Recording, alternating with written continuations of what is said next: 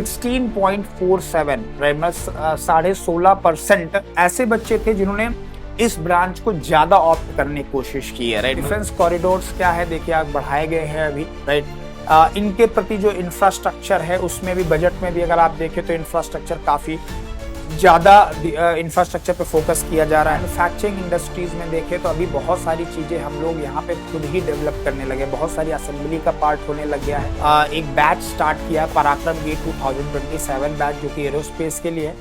BTech admission के time पे जब भी कोई बच्चा एडमिशन लेता है तो ब्रांच सेलेक्ट करने में उसकी एक वेरी इंपॉर्टेंट प्रायोरिटी होती है, वो होती है जॉब। तो जिन बच्चों को जस्ट आफ्टर बीटेक कोई ना कोई जॉब चाहिए होती है, जनरली वो सीएस ब्रांच लेते हैं। कुछ बच्चे ऐसे होते हैं जिनको गवर्नमेंट जॉब चाहिए होती है या फिर कोर सेक्टर में जॉब चाहिए होती है, तो वो लोग generally mechanical engineering, civil engineering, electrical, ये सारी ब्रांचेस लेते हैं। लेकिन कुछ बच्चे ऐसे होते हैं जो बहुत रिसर्च ओरिएंटेड होते हैं, जिनका सपना होता है कि यार वो कुछ अलग करके दिखाएंगे, जनरली वही बच्चे एरोस्पेस इंजीनियरिंग लेते हैं। तो आज इस सेशन में मैं बताने वाला हूं कि बेसिकली जिन बच्चों ने एरोस्पेस चूज किया है उनका क्या बेसिकली फ्यूचर आने वाला है, क्या पहले से फ्यूचर खराब हुआ है या अच्छा हुआ है, इंडिया में अभी क्या प्रोजेक्शन है एरोस्पेस इंजीनियरिंग का, उसका वन बाय वन मैं डिटेल बताने वाला हूं आप लोगों को। तो मैं हूं Shivam Dikshit. I did my masters from NIT Calicut Kerala in thermal and fluid, जो कि एरोस्पेस में भी एक सब्जेक्ट होता है। वैसे तो मैं मैकेनिकल बैकग्राउंड से हूं, लेकिन जो एरोस्पेस में एरोथर्मोडायनेमिक्स और प्रोपल्शन वाला पोर्शन है वो मैं पढ़ाता हूं बेसिकली। और जैसा कि आप सब लोगों को पता है कि जो हमारा गेट वाला है, इसने भी एरोस्पेस ब्रांच लॉन्च कर दी है। ठीक है, तो अब मैं जनरली मैं गो थ्रू हो रहा था कि एरोस्पेस में बच्चों के पास अभी क्या अपॉर्चुनिटी है इंडिया में। तो मुझे कुछ बहुत इंटरेस्टिंग पॉइंट्स मिले हैं जो मैं आपको बताना चाहता हूं वन बाय वन। राइट, तो सबसे पहला पॉइंट जो है अगर आप देखें तो पहले तो यही था कि एरोस्पेस ब्रांच में बहुत लिमिटेड बच्चे ही एडमिशन लेते थे, और सिर्फ वही बच्चे एडमिशन लेते थे, एरोस्पेस जनरली चूज करते थे जिनको फ्यूचर में, मैंने बताया कि कुछ अच्छा करना होता था, कुछ रिसर्च करना होता था, कुछ इंजीनियरिंग से रिलेटेड चीजें करनी होती थी, जिसको कोर इंजीनियरिंग हम लोग बोलते हैं। राइट, मतलब जनरली आपने देखा होगा कि नॉर्मल भाषा में भी लोग बोलते हैं अरे कौन सा बड़ा टफ है, रॉकेट साइंस थोड़ी ना है, लेकिन ये तो एक्चुअल में रॉकेट साइंस है ना यार। तो ये एक काफी इंपॉर्टेंट प्रोस्पेक्टिव हो जाता है। लेकिन देखा जाए तो ऐसे बच्चों की संख्या बढ़ी है पिछले कुछ सालों में। देखा जाए आईआईटी मद्रास का एक डेटा हम लोगों के सामने आया कि लास्ट 5 ईयर में अप्रोक्सीमेटली 16.47 राइट, मतलब 16.5% ऐसे बच्चे थे जिन्होंने इस ब्रांच को ज्यादा ऑप्ट करने की कोशिश की है। राइट, मतलब इंटरेस्ट दिखाया है, अपना ज्यादा इंटरेस्ट दिखाया। तो अगर आप देखें तो पिछले 4-5 सालों में एरोस्पेस के प्रति लोगों का लगाव बढ़ा है। राइट, जाना चाहते हैं। क्यों जाना चाहते हैं, उसका एक बहुत इंपॉर्टेंट रीजन है। जैसे कि आप देख रहे होंगे आजकल इसरो को, डीआरडीओ को काफी प्रमोट कर रही है गवर्नमेंट, बार को। राइट, बहुत सारी वेब सीरीज आपने देखी होगी, मूवीज देखी होंगी, इवन आपने देखा होगा इसरो लॉन्च है, खुद प्रधानमंत्री जी वहां पहुंचते हैं। जब फेल हो जाता है मिशन तो वहां पे वो उनको सांत्वना देते हैं और बोलते हैं कि ठीक है अगले साल ट्राई करो, अगली बार ट्राई करो। ट्राई करते हैं और सक्सेसफुल भी हो जाता है। राइट, तो आप देख रहे हो कि कहीं ना कहीं गवर्नमेंट भी चाहती है इस इंडस्ट्री को बढ़ाना, और इसका प्रोजेक्शन, फुल प्रूफ प्रोजेक्शन हमारे पास में है। वन बाय वन करके मैं आपको बताता हूं। तो इस बात में कोई भी शक नहीं है कि इंडियन गवर्नमेंट आज की डेट में एरोस्पेस इंडस्ट्री को बढ़ाना चाहती है। अगर आप देखें तो नंबर ऑफ लाइक जो हमारे एरोस्पेस स्टेशंस हैं, नंबर ऑफ फ्लाइट्स हैं, लाइक कनेक्टिविटी जो है, नंबर ऑफ एयरपोर्ट्स हैं, वो लास्ट 5 सालों में ड्रास्टिकली इंक्रीज हुए हैं। इवन छोटे छोटे शहरों में भी एयरपोर्ट्स डेवलप किए गए हैं, कहीं छोटे कहीं बड़े, बट हाँ डेवलप किए गए हैं, कनेक्टिविटी बनाई जा रही है, क्योंकि time is very much precious. And slowly देखा गया है कि इस इंडस्ट्री में काफी बूम आ रहा है पिछले कुछ सालों से। देन आप लोगों को शायद पता चला है, नहीं चला। राइट, जो एरो इंजन हैं, राइट, एरोडायनामिक्स वाले जो इंजन हैं, राइट, वो बहुत ज्यादा प्रायोरिटी कर रही है इंडियन गवर्नमेंट, और उनके सिर्फ और सिर्फ पहले क्या होता था कि मोस्ट ऑफ द चीजें एरोडायनेमिक्स से रिलेटेड, एरोस्पेस से रिलेटेड जो भी चीजें होती थी वो सारी की सारी मोस्टली इंपोर्ट की जाती थी। रेयरली कुछ हम लोग मैन्युफैक्चर करते थे। फिर धीरे धीरे इसरो ने इस चीज को बढ़ावा दिया, वो अपनी चीजें खुद बनाने लग गए। फिर धीरे धीरे बाकी इंडस्ट्री भी आज भी, लेकिन अगर देखा जाए, अगर कॉमर्शियल चाहे आप ले लीजिए, चाहे आप डोमेस्टिक वाले ले लीजिए, चाहे आप किसी तरीके का एयरक्राफ्ट लेते हो, तो आज भी most of the aircraft foreign countries की कंपनियां ही बना रही हैं। या तो वो बोइंग का है या फिर वो किसी और कंपनी का है, ठीक है। लेकिन बात यह है कि अभी गवर्नमेंट का भी इंटेंशन है, बाकी जो कंपनीज हैं वो भी इनका इंटेंशन है कि इंडिया में मैन्युफैक्चरिंग किया जाए, इंडिया में डिजाइन किया जाए, राइट, इंडिया में इसका सेटअप लगाया जाए, और इसकी शुरुआत कहीं ना कहीं हो चुकी है, राइट। तो ये आप लोग ऑलरेडी देख रहे हैं, राइट, डे बाय डे।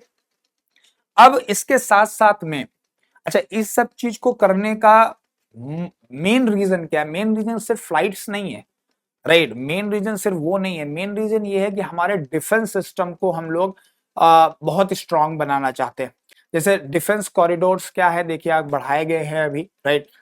इनके प्रति जो इंफ्रास्ट्रक्चर है उसमें भी, बजट में भी अगर आप देखें तो इंफ्रास्ट्रक्चर काफी ज्यादा इंफ्रास्ट्रक्चर पे फोकस किया जा रहा है। अच्छा खासा बजट अलॉट किया जा रहा है। अभी आपने पढ़ा होगा कि Uttar Pradesh defence industry corridor बनाने जा रहा है, राइट। तो वहां पे मैन्युफैक्चरिंग भी की जाएगी, राइट। तो डिफेंस कॉरिडोर बन रहा है, राइट। उसके साथ साथ में एरो पार्क्स बन रहे हैं बहुत सारी जगह, राइट। एरो पार्क चेन्नई में देखिए, चेन्नई एरो पार्क तमिलनाडु में डेवलप हो रहा है। तो स्पेस लाइक एरोस्पेस स्टेशंस बहुत सारे डेवलप कर जा रहा है। सिरसा में अभी काफी बढ़िया डेवलपमेंट देखने को मिला है। पुणे में बहुत अच्छा डेवलपमेंट है इसका। तो देखा जाए तो इंडियन गवर्नमेंट न सिर्फ न सिर्फ फ्लाइट्स की बात नहीं है यहाँ पे, मेन बात है जो डिफेंस सिस्टम है हमारा, डीआरडीओ आजकल बहुत ज्यादा फोकस में है। इसकी वजह से आपने देखा होगा, न सिर्फ इसमें जितने भी डिफेंस की चीजें हैं, कोची शिपयार्ड आप देख लीजिए, जो मतलब सिर्फ और सिर्फ इसमें नहीं, मतलब वो डिफेंस सिस्टम ही बहुत स्ट्रांग करना चाह रहे हैं। अभी तक अगर आप देखें तो मोस्ट ऑफ द चीजें हम लोग रफेल हो गया, बहुत सारी चीजें हम लोग इंपोर्ट करते थे, लेकिन अभी धीरे धीरे क्या हो रहा है, इन चीजों को बढ़ावा दिया जा रहा है। इसरो, डीआरडीओ दोनों मिलकर इस पे काम कर रहे हैं और चीजें डेवलप की जा रही है। तो कुल मिला के कहने का सेंस बस इतना है कि अभी सिनारियो ऐसा बन रहा है कि एरोस्पेस का बहुत ज्यादा बूम आना बाकी है, मैं बता रहा हूँ, राइट। अगला 5 से 10 सालों में एरोस्पेस का इंडिया में बहुत अच्छा बूम आ सकता है, बहुत अच्छा स्कोप आ सकता है, बहुत अच्छी अपॉर्चुनिटीज एरोस्पेस के बच्चों को देखने को मिल सकती है विद इन द इंडिया, पहले जो कि बहुत कम हुआ करती थी, ठीक है। अब एयरक्राफ्ट डिजाइन डेवलपमेंट में भी काफी बड़ा रोल इंडियन कंपनीज प्ले कर रही हैं, ठीक है। एयरपोर्ट इंफ्रास्ट्रक्चर इंजीनियरिंग बता रहा हूँ, एयरपोर्ट में आपने देखा होगा कि छोटे छोटे शहरों में भी एयरपोर्ट्स खोले जा रहे हैं, ठीक है। इनके मेंटेनेंस का, इनके रिसर्च का, रिपेयर का और हॉलिंग का सारा काम इंडिया में ही होने वाला है, ठीक है। तो इसके लिए सबसे ज्यादा जो रिक्वायरमेंट होने वाली है वो एरोस्पेस के बच्चों की होने वाली है, राइट। अपना जो डिफेंस सेक्टर है, राइट, अब जो तेजस है हमारा, राइट, तेजस हमारा फुल्ली अपना ही है। ब्रह्मोस वैसे तो देखा जाए तो इंडिया और रशिया का एक मिला जुला प्रोजेक्ट है, लेकिन बहुत सारे ऐसे प्रोजेक्ट अभी रनिंग में हैं, राइट, जो कि शायद अभी बाहर नहीं आए हैं, राइट। जो लोग वहां काम कर रहे हैं बस उन्हीं को पता है, राइट। तो बहुत सारे ऐसे प्रोजेक्ट हैं, रॉकेट्स हैं, मिसाइल्स हैं, प्रोपल्शन इंजन हैं, जो कि डीआरडीओ, राइट, HAL, BEL ये सब मिलकर डेवलप कर रहे हैं, राइट। पिछले कुछ सालों में आपने देखा होगा कि BEL मतलब एक्सेप्शनली गुड काम किया है, एक्सेप्शनली गुड काम किया है, राइट। बहुत अच्छा प्रोजेक्शन है। तो डेफिनेटली ये मान लीजिए आप कि बहुत ज्यादा इसका स्कोप आने वाला है नियर फ्यूचर में। इसके साथ साथ में अगर आप देखें, जो कितने सारे स्पेस प्रोग्राम्स थे जो इंडिया के ने सक्सेसफुली कंप्लीट किए हैं, वो भी पूरे वर्ल्ड को उन्हें दिखा दिया कि कम पैसे में भी इस पर्टिकुलर इंजीनियरिंग को फ्रूटफुल किया जा सकता है। जनरली ये इंजीनियरिंग का जो सेक्शन है ना, इसको बहुत ही कॉस्टली माना जाता था, राइट। इंडिया इसरो ने करके दिखाया है कि बहुत सारे जो स्पेस सेक्टर प्रोजेक्ट्स थे उनको बहुत कम प्राइस में, राइट, बाहर की कंपनियों के कंपेयर में, यूएस के कंपेयर में देखा जाए तो 1/10 इवन उससे भी कम कॉस्टिंग में ये सारे प्रोग्राम्स को ऑपरेट किया होगा। सक्सेसफुली ये डेवलपमेंट आपको देखने को मिला है। तो स्पेस सेक्टर में भी आजकल इसरो स्पेशली बहुत ज्यादा काम कर रहा है। गगनयान आपके सामने का एक एग्जांपल है, कुछ दिन पहले की बात है, राइट। गगनयान हमारा सक्सेसफुल रहा, राइट। तो ऐसे करके स्पेस एप्लीकेशंस भी बहुत ज्यादा डेवलपमेंट हो रहा है। न सिर्फ ये, अगर आप मैन्युफैक्चरिंग इंडस्ट्रीज में देखें तो अभी बहुत सारी चीजें हम लोग यहाँ पे खुद ही डेवलप करने लगे, बहुत सारी असेंबली का पार्ट होने लग गया है। अभी भी क्या है, इवन फॉरेन कंपनियां जो भी अपना, जैसे एयरबस हो गया, राइट, बोइंग हो गया, तो ये सब क्या है, अब अभी देखो एयरबस का बहुत बड़ा लाइक मैन्युफैक्चरिंग सेक्शन बैंगलोर में प्लान था। तो वहां पे क्या है, कुछ पार्ट वो इंपोर्ट करेंगे, कुछ पार्ट यहीं पे मैन्युफैक्चर करेंगे। तो धीरे धीरे देखा जाए यही सीक्वेंस होता है किसी भी इंडस्ट्री के बढ़ने की, यही सारी चीजें होती है, यही सारी चीजें देखने को मिलती हैं। आज से 20 साल पहले देखे, राइट, 25 साल पहले देखे तो जो हमारा ऑटोमोबाइल सेक्टर था उसमें कुछ कुछ ऐसा ही डेवलपमेंट आपको देखने को मिलेगा। और फिर देखिए आज की डेट में हमारा ऑटोमोबाइल सेक्टर बहुत ही स्ट्रांग हो चुका था, राइट, बहुत ही स्ट्रांग हो चुका है, राइट। इंडियन कंपनीज कितनी ज्यादा स्ट्रांग हैं, इवन फॉरेन की कंपनी भी यही मैन्युफैक्चर कर रही है, क्योंकि टैक्स तो बचाना ही ना अल्टीमेटली, राइट। तो आप जानते हो अगर किसी भी मशीनरी को आप कंप्लीटली इंपोर्ट करते हो उसका टैक्सेशन ज्यादा होता है, अगर आप मैन्युफैक्चरिंग विद इन इंडिया और उसका टैक्सेशन स्लैब्स अलग होते हैं। तो अभी बहुत सारी कंपनियों ने ऑलरेडी यहाँ पे डिजाइन स्टार्ट कर दिया है, यहाँ पे R&D स्टार्ट कर दिया है, यहाँ पे मैन्युफैक्चरिंग स्टार्ट कर दिया है। 3D printing one of the very very important tool now days, right. तो ये सारी चीजें आप लोगों को देखने को मिल रही है। न सिर्फ ये, अगर देखा जाए तो इस पर्टिकुलर सेक्टर में बहुत सारे स्टार्टअप्स आए, अगर आप जस्ट सर्च करें गूगल में कि स्पेशली जो ये जो स्टार्टअप्स है ड्रोन टेक्नोलॉजी बोल रहे हैं, सो बहुत सारे ड्रोन्स जो है वो डेवलप किए जा रहे हैं, राइट। और बहुत सारे स्टार्टअप्स ड्रोन टेक्नोलॉजी में आए हैं, राइट। तो इंडिया में एक दो नहीं, बहुत सारे ड्रोन टेक्नोलॉजी पे आए, और ड्रोन टेक्नोलॉजी भी कहीं ना कहीं एरोस्पेस से ही रिलेटेड रखती है। अभी तो एग्रीकल्चर में हो गया, राइट, एग्रीकल्चर हो गया, लॉजिस्टिक हो गया, मैपिंग हुआ, डिलीवरी, राइट। बहुत बड़ा प्रोजेक्ट अभी सुनने में आ रहा है कि अभी जो डिलीवरी होगी, जैसे कि एक आध कंट्री में बीटा प्रोजेक्ट इसका चला भी है कि भाई ड्रोन के थ्रू डिलीवरी होगी, राइट। तो ये सारी चीजें इंडिया में भी हो रही हैं और जिनका फ्यूचर बहुत ही ब्राइट दिख रहा है, राइट। और डिलीवरी इंडस्ट्री जो है ना, ये पिछले 5 सालों में आफ्टर कोरोना बहुत ज्यादा ग्रो की है। मतलब हम कुछ भी लेना नहीं चाहते, यहाँ तक कि हम बगल वाली दुकान में नहीं जाना चाहते, सब कुछ घर बैठे चाहिए, राइट। तो ये इंडस्ट्री भी बहुत ज्यादा डेवलप कर रही है। अब सबसे इंपॉर्टेंट पॉइंट है, ये जो ब्रांच ऑफ इंजीनियरिंग है, जैसे सीएस है, सीएस में आप क्या करते हो, आपने सब्जेक्ट पढ़े, कोडिंग सीखी, आप इंडस्ट्री में गए, छोटे छोटे प्रोजेक्ट मिले, आप उनमें कोड करना स्टार्ट किए और आप डेवलप हो गए, राइट। लेकिन ये एक ऐसी इंडस्ट्री है जिसमें बहुत ज्यादा परफेक्शन की रिक्वायरमेंट होती है, बहुत ज्यादा रॉकेट साइंस है भाई। अरे लोग बोलते हैं ये कोई रॉकेट साइंस थोड़ी ना, पर ये तो रॉकेट साइंस है ना भाई। तो जब ये रॉकेट साइंस है तो इसमें आप मानिए कि जो बीटेक की डिग्री है ना, it is just a basics, I would से बेसिक है, बस बहुत बेसिक चीजें ही आपको बीटेक में पढ़ाई जाती है। तो मोस्टली मैंने देखा है, क्योंकि R&D सेक्टर बहुत ज्यादा डेवलपमेंट हो रहा है, R&D सेक्टर में सबसे ज्यादा डेवलपमेंट जो है आज की डेट में वो R&D सेक्टर में है। और R&D में अगर आप ध्यान से देखें तो R&D में जो मिनिमम क्वालिफिकेशन है वो एमटेक होती है। तो आजकल मैंने देखा है कि बच्चे एमटेक की तरफ बहुत ज्यादा इंक्लाइंड है, राइट। गेट में number of student like every single year aerospace में बढ़ते जा रहे हैं। तो इसी वजह से इन्हीं सब चीजों को देखते हुए मतलब लाइक गेट वाला ने भी एक बैच स्टार्ट किया है, पराक्रम गेट 2027 बैच, जो कि एरोस्पेस के लिए है। वैसे तो इसका मोड इंग्लिश ही होने वाला है, क्योंकि ज्यादा बच्चे जो इस चीज में इंटरेस्ट लेते हैं वो मोस्टली साउथ इंडिया के बच्चे होते हैं या फिर नॉर्थ इंडिया के भी होते हैं, but they are from good colleges, right.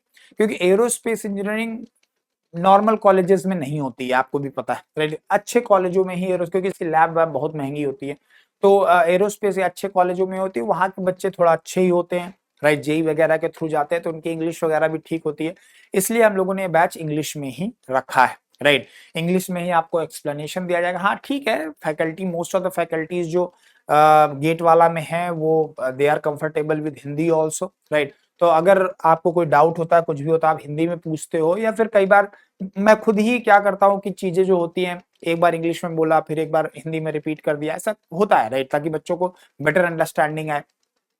और अभी आपको पता ही होगा कि अभी हमारा कुछ दिन पहले ही एक इवेंट हुआ था निर्माण 2025, उसमें काफी बढ़िया लेक्स अप टू 71% ऑफ चल रहा था। तो ये बैच एक्चुअली 26,500 का प्राइस है, बट अभी निर्माण की वजह से 13,500 में है। तो जो बच्चे गेट 2027 की प्रिपरेशन कर रहे हैं, मैं बताना चाहता हूँ कि उन लोगों के लिए बैच बहुत ही ज्यादा सुटेबल है, उनको ये बैच ज्वाइन करना चाहिए। साथ में ये जो 71% वाला ऑफ है ये अभी भी चल रहा है, तो राइट आप लोग इसको ग्रैब कर सकते हो। राइट, और इसका बेनिफिट ले सकते हो। अगर आप इन फ्यूचर खरीदते हो तो शायद बैच थोड़ा महंगा मिल सकता है। ठीक है, देन अगर हम टीम की बात करें तो हमारी team one of the best team है इंडिया में। Right, GATE as per as GATE is concern, आपको लगेगा कि सर आप तो आपकी साल ही आए हो, हम आपके भाई गेट वाला ने अभी एरोस्पेस लॉन्च किया, ये बात सही है, लेकिन हम तो 13 साल से पढ़ा रहे हैं ना भाई। हैं, हमारे पास तो एक्सपीरियंस, हमारे पास तो बच्चे आते ही थे थर्मो पढ़ने, चाहे एरोस्पेस को, चाहे मैकेनिकल के हो, चाहे केमिकल के हो। राइट, तो उसी तरीके से हमारे अप्रूव सर हैं जो आपको जो स्ट्रेंथ ऑफ मटेरियल है, स्ट्रक्चर वाला पार्ट है, वो आपको डील करेंगे। ठीक है, आईआईटी खड़गपुर से हैं। देन उसके बाद विनोद दतूसलिया सर हैं जिन्होंने खुद आईआईएससी बैंगलोर से एरोस्पेस से एमटेक किया हुआ है, वो आपको प्रपल्शन वाला पार्ट में हेल्प करेंगे, वो आपको पूरा प्रपल्शन वाला पार्ट पढ़ाएंगे, मैं और ये दोनों लोग मिलके पढ़ाएंगे। और ये AIR 1 रह चुके हैं, इसरो में भी AIR 3 थी, ESC में AIR 4 थी। So he is one of the best faculty I would say in this particular domain. Then Vinay sir हैं, Vinay sir already IISc Bangalore से ही इनका भी मास्टर्स है एरोस्पेस में ही, एंड उसके बाद में फिर इन्होंने कई सारे बार्क में काम किया है, इसरो में किया है, तो ये भी लाइक एक्सी में AIR 2 है ये। और बहुत ही शानदार फैकल्टी हैं जो आपको एरोडायनेमिक्स वाला पार्ट पढ़ाएंगे। देन दीपक जैन सर हैं, दीपक जैन सर बेसिकली आपकी ही ब्रांच से हैं। राइट, और NIT इलाहाबाद से हैं, और गेट में AIR 35 है, और ये आपको फ्लाइट मैकेनिक्स वाला पार्ट, स्पेस डायनेमिक्स वाला पार्ट्स आपको पढ़ाएंगे। देन रामानंद बंसल सर हैं, IOCL में काम किया है, गेट AIR 70 है मैकेनिकल में, और ये जो सर हैं ये वाइब्रेशन वाला पार्ट करेंगे, और लास्ट में मैं हूँ। तो मेरा एमटेक NIT कैलिकट से है, 13 सालों से पढ़ा रहा हूँ। IOCL में मैंने काम किया थोड़े दिन, फिर छोड़ दिया, और फिर टीचिंग में ही लास्ट 13 सालों से हूँ। तो मैं हूँ। दिन पुनीत शर्मा सर हैं, doctor Puneet Sharma sir, he is one of the best faculty in India as per as math is concern. Then Amul Ratan sir, right, Amul Ratan sir आपको एप्टीट्यूड वाला पोर्शन पढ़ाएंगे। तो कुल मिला के मैं ये बोलना चाहता हूँ, it is one of the best team, और हम लोग चाहते हैं कि हमारे पास अच्छे बच्चे आए और हमारा अच्छा रिजल्ट है। जैसा कि बाकी बार जो मैकेनिकल में भी पिछले बार AIR 3, AIR 5, उससे पहले भी AIR 2, एक्सी में AIR 2, EC में AIR 1, राइट, तो ऐसे करके आयन में AIR 1, तो बहुत सारी ब्रांचों में हम लोगों ने बहुत अच्छी रैंक दी। हम चाहते हैं कि एरोस्पेस में भी हमें अच्छे बच्चे आए, सीरियस बच्चे आए, और हमें अच्छी रैंक्स मिले। ठीक है, तो बेसिकली मेरा फाइनल सजेशन यही होगा कि आपका फील्ड में, राइट, आपके कोर सेक्टर में बहुत ज्यादा स्कोप आने वाला है इन फ्यूचर, और आपको इस चीज के लिए डिसअपॉइंट बिल्कुल नहीं होना चाहिए कि आपकी ब्रांच में स्कोप कम है इंडिया में, काइंड ऑफ ऐसा कुछ नहीं है, बहुत ज्यादा स्कोप आने वाला है। बट हाँ, ये बात सही है कि एरोस्पेस में जो अपॉर्चुनिटी है वो ज्यादा एमटेक के बाद मिलती है। तो अगर आप IISc बैंगलोर से, IIT मद्रास से, कानपुर से, कहीं से अच्छे IIT से अगर एमटेक की डिग्री करते हो तो बहुत फ्रूटफुल होती है। बाकी अगर कोई भी डाउट है आपको रिगार्डिंग प्रिपरेशन, रिगार्डिंग फ्यूचर, तो आप इस कमेंट सेक्शन में डाल सकते हैं, मैं डेफिनेटली उसमें हेल्प करूंगा। Thank you very much.